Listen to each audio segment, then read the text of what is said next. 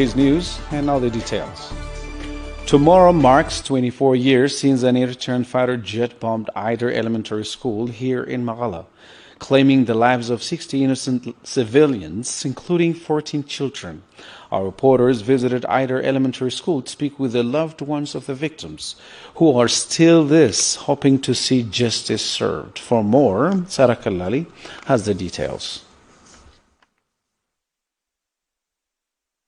Known to be one of the deadliest wars in recent memory, the Ethio-Eritrean War took place between May 1998 and June 2000. The war would take the lives of more than 100,000 people and devastate both nations. But the Eritrean government's impunity to international laws and norms on the conduct of war would make the consequences for civilians even more horrifying. But one event would be more memorable than others. In June of 1998, an Eritrean fighter jet would drop cluster bombs on an elementary school in Maqala, Tigray's capital, taking the lives of 60 innocent civilians, 14 of which were children, and injuring 168. Zafu Hashan worked at Aider Elementary School for 26 years until her retirement in 2018. Even 24 years later, Zafu remembers that day vividly. She had left the school on her way home, but right before she even turned her first corner, a deafening sound would stop her straight. I was a third grade teacher when the Eritrean government bombarded the school. I remember it was a Friday. We were preparing for the 8th grade regional exams. We finished our classes early and stayed behind to help clean the compound along with the students. We finished at around 5. Some went home while others stayed behind to play. I live near the school, so I left the compound and started walking home. When, even before I could turn a corner, I heard a very loud sound. The sky above the school had turned into dust. We all ran back. We found our students' shoes, their clothing, and books covered in blood. But the horror would not end there for Zafu. Minutes after the bombardment, when neighbors and health professionals had gathered to lend a helping hand, the Eritrean fighter jet would strike again, killing scores more.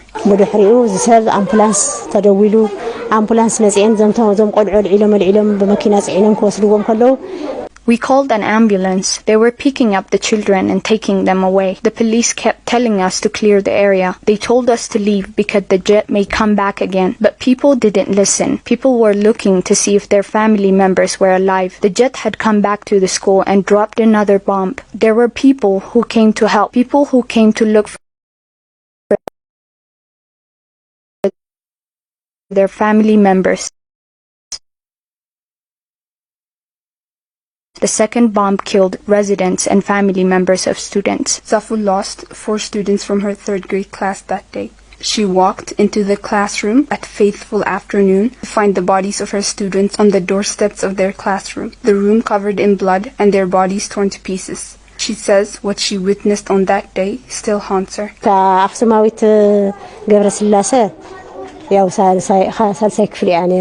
Aksumite Gebrselassie, a 3rd grader, Burtukan Alamayo, and Abadit. They were students in my class. We found their bodies in front of the classroom, covered in blood, their bags and their books torn into pieces and burnt. Their bodies too were burnt and torn. It was difficult to identify them. After the incident, I became ill. I spent 3 months in a church near my house. I couldn't forget what I saw. The blood, the children's clothes, their books. Gebrselassie Tafara is the father of one of the victims from Zafu's class, Aksumite Gebrselassie. He says the most difficult part is knowing that justice may never be served for the death of his 9-year-old daughter.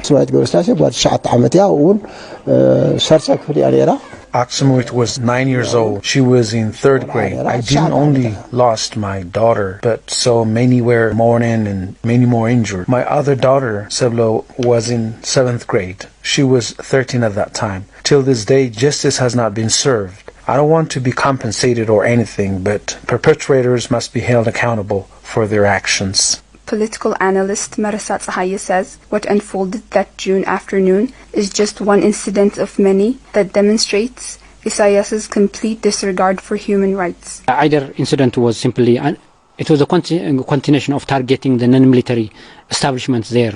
Even he targeted the Addis Pharmacy, Nadigrat, and other non-military bases. The reason was that I will strike all military and non-military bases. Simply, these are simply the property of my enemy, that is PLF. That's why it was targeting the students in a school, but for Isaias Afwerki, it is not a big deal to deal with international laws on the humanitarian or moral values. The Eritrean government has throughout the years continued its wrath of terror in the Horn. Not only has he turned Eritrea into one of the most repressive states in the world, but has also gone to war with all of Eritrea's neighbors and funded terrorist groups like Al-Shabaab. In 2020, Isaias would invade Tigray with his troops, committing some of the most gruesome atrocities of the conflict. But many must ask when and if he will be held accountable for his crimes, and when the many innocent victims of his aggression will be served justice.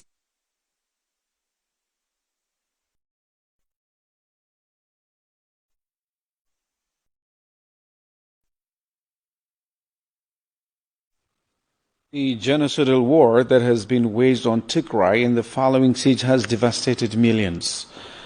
On a validation workshop organized by Moms for Moms in partnership with UNFPA, medical director of Magala Hamlin Fistula Center said the war had reversed much of the gains of the past 16 years and asked the international community to do its part to ensure mothers receive the care they so badly need. For more, Sharon Zagai has the details.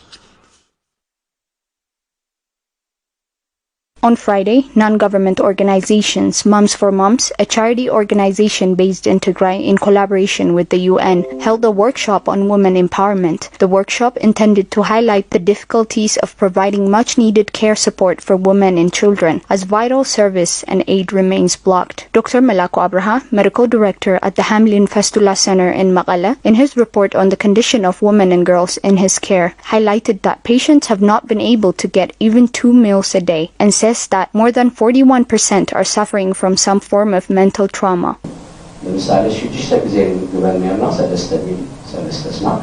We used to provide 6 meals per day, 3 proper meals and 3 snacks. Now getting 2 proper meals per day is a luxury. A lot of progress made over the past 16 years, according to Dr. Malaku, was lost in the course of the war. The medical director said that the health facility had started to expand on its services before the start of the war, with fistula patients making up just 50% of patients at the center. But now, all of that has been reversed. Before 2006, we used to do less than 0.8 prolapses operations. By 2019, we were doing really great. We had raised that number up to 50%. But today, we can only do fistula operations. Our center is overstretched with fistula cases. We have been set back 16 years.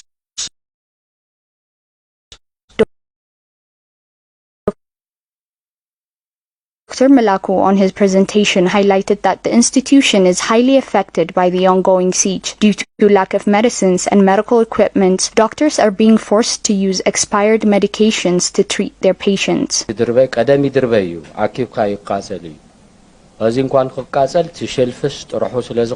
Before the start of the war, expired medication used to be collected and burned. But now the shelves are empty, so we have to use them. Sometimes you have to choose between 2 evils. Before the outbreak of the war, says Dr. Malaku, his facility used to care for patients living outside the state, while it now finds itself almost completely incapacitated. Following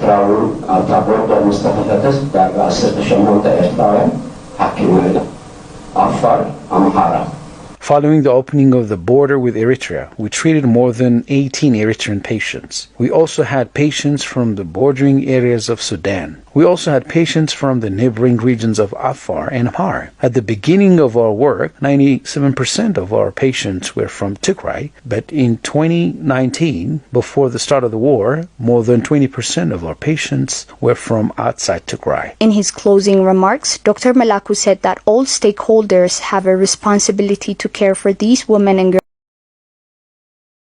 girls, and should do so while facing multiple obstacles.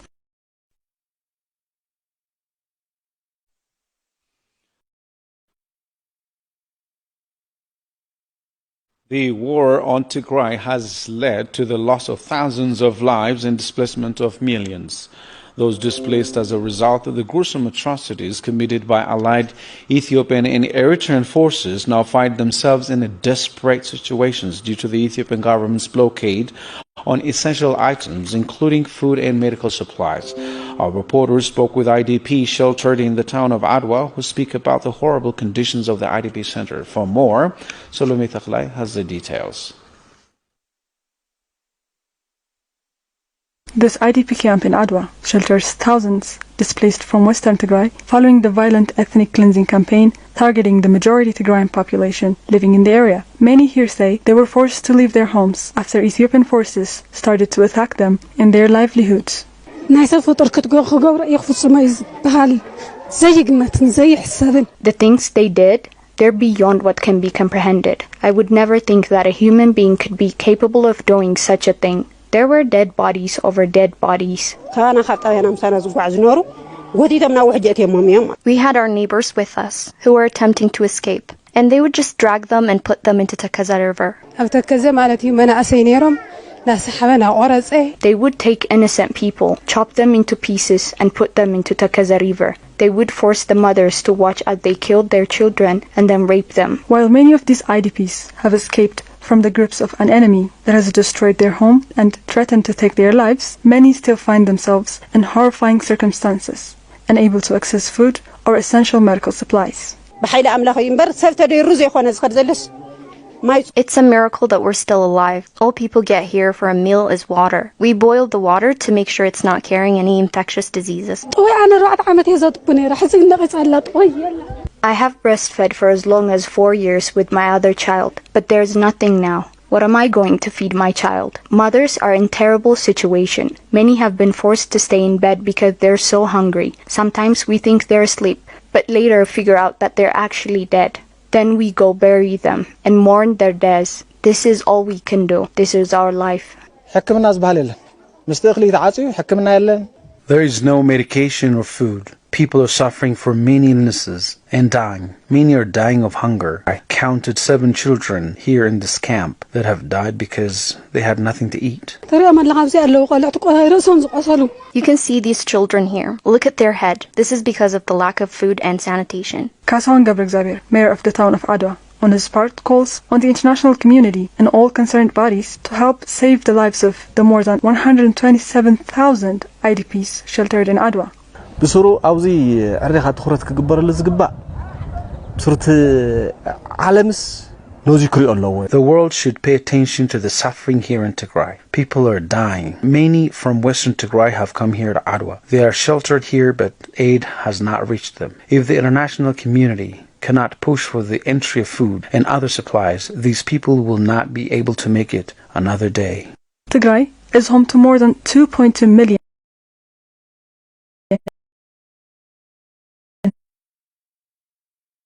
internally displaced persons who find themselves on the brink of death as the Ethiopian government continues to withhold vital services essential to ensure that aid is able to reach the millions it has taken to the brink of death. Meanwhile, our reporters also visited an IDP camp here in Maghala where they met with persons with special needs that are not only finding it difficult to survive, but are also haunted by what they had witnessed while making the gruesome journey to Maghala. For more, Haile Gabru has the details. The atrocities committed by the Ethiopian, Eritrean and Amhara forces against Tigrayans in the still occupied Western Tigray, aimed at getting rid of its majority Tigrayan population, had led to the displacement of more than 1 million Tigrayans. We visited Sawakari IDP camp in Maghala and spoke with IDPs with special needs displaced from Western Tigray, who speak about the horrific nature of the atrocities committed in their area. Many have been killed by the invading forces in daylight. Their brutality has no limit. They knew we were incapacitated, but that didn't stop them from committing atrocities on us. Luckily, have escaped. Many with special needs have been tortured, abducted, and killed. All our belongings have been carried to Asmara and Gondar. It's extremely painful. We left before we could bury the Saling Mrut, Kasai Tasfai, and Bayena Braha, all of whom are with special needs. The Fano came when I and a friend of mine were sitting at home. They told us to get out of the house and we did. My 14-year-old child was standing carrying a bag and they started beating him. We told them to leave him alone as he is an innocent child. We then told my son to leave and that we would be following him soon. They then forced me and my friend into the house and beat us up. They even broke my artificial leg, saying that I was a Derg soldier. I told them that I was not and that it was an injury I sustained as a child, but they wouldn't listen. Amhara forces and their allies have committed gruesome atrocities in my cadre since the start of the daily war in Tigray. Women have been gang raped, and properties have been looted and vandalized. I have been detained for 5 days without food and water due to my ethnicity. They also took all my belongings to Amhara region. Now I am living with my wife here. My 4 children are living in Tandaba refugee camp in Sudan. Both of us are living in a desperate situation. The internally displaced persons with special needs also state that the more than 11 months long blockade on all essential needed supplies is pushing many, including themselves, to the brink.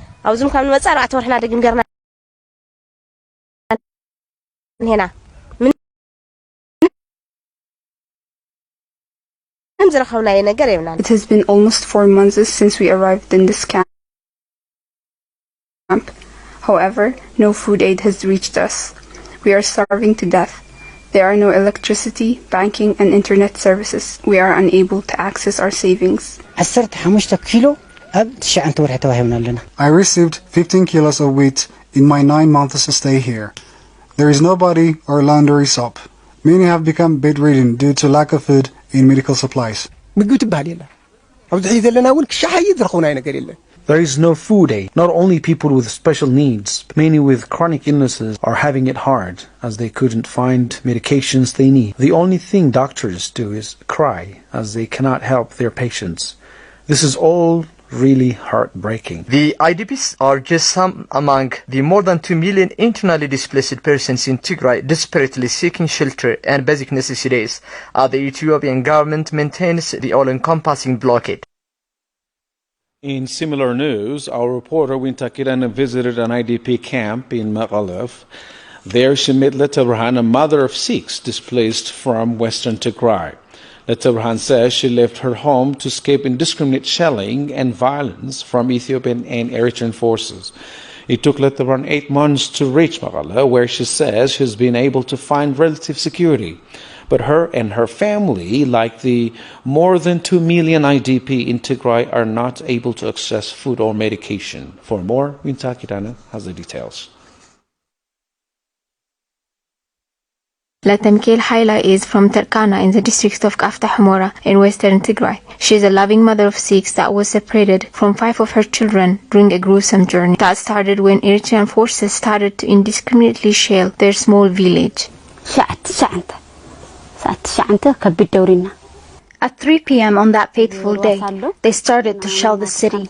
We were in shock. We were just trying to get away as fast as we could. That's when my family and I separated. Just me and my son reached Ba'akhir. Latamkel says her and her son could find nowhere that was safe. She says that for 8 months, her and her child ran farther and farther away from home, but were no closer to finding somewhere safer where they could settle. After we reached Ba'akhir, we had to travel to Shararo. But as soon as we reached the area, Eritrean forces started attacking us and chased us to Shira. Then there were attacks from Adigrat. For 8 months after I left home, I was on the run until we reached Magala on July 22. Latamkel fortunately was able to meet her children in Magala. They had made the long way to Magala with her neighbors. But even things are extremely difficult. She says her or her children have not received any assistance. But even more difficult has been the lack of medication that is essential for her 2 children that suffer from chronic illness.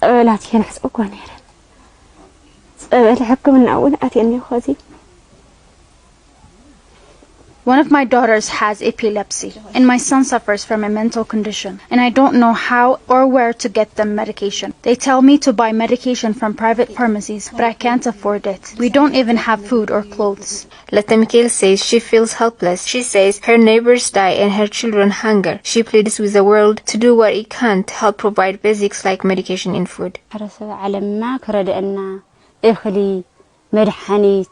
There is no way we can help ourselves here. My neighbors are dying due to lack of food and medication. The world has to help us. Leta Mikhail's story is just one of more than 1 million people displaced from Western Tigray who have managed to find shelter but have not received humanitarian assistance for months or even a year. Children with special needs and chronic illness have been one of the most highly affected by the ongoing siege, especially in the light of massive depletion of essential equipment necessary to help them accommodate with their environment. We met a 10-year-old girl here in Maghala. A health complication when she was just a 1-year-old has made it difficult for Aiden to move on her own, but has been equally difficult for her mother, who carries Aiden everywhere she goes. But even more difficult these days has been lack of access to essentials such as food and medication. For more, Kibrom Moldabrahan has the details. Aiden Garamedhin is a 10-year-old child with special needs who lives in the capital of Tigray, Maghala. She says she developed her condition that doesn't allow her normal physical movement when she was just 1 year old due to a health-related complication. Today, Aiden says she cannot access medication or food, exacerbating her health condition.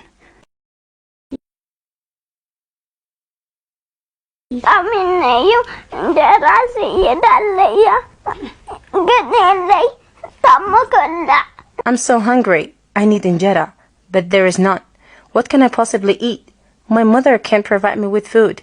I'm about to turn 10, and I need a wheelchair. I must get medical attention as soon as possible. Aiden's mother, Hewan Zoga, used to care for her daughter's need by doing daily work that has been very limited since the start of the war. These days, she spends most of her time at home giving care to her daughter. She says she has to carry her daughter everywhere she goes because she doesn't have a wheelchair yet, but mostly she's concerned that her daughter isn't getting enough food.